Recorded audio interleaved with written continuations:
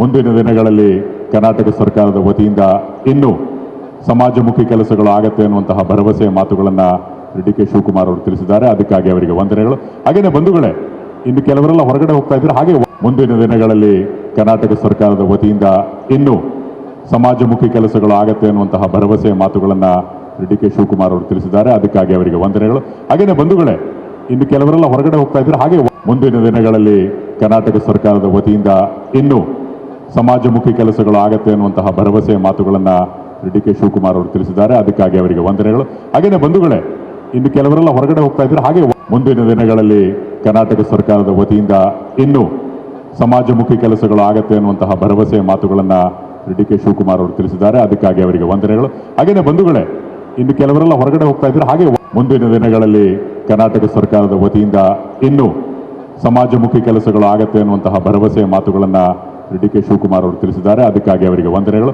ಹಾಗೇನೆ ಬಂಧುಗಳೇ, ಇನ್ನು ಕೆಲವರೆಲ್ಲ ಹೊರಗಡೆ ಹೋಗ್ತಾ ಇದ್ದಾರೆ. ಹಾಗೆ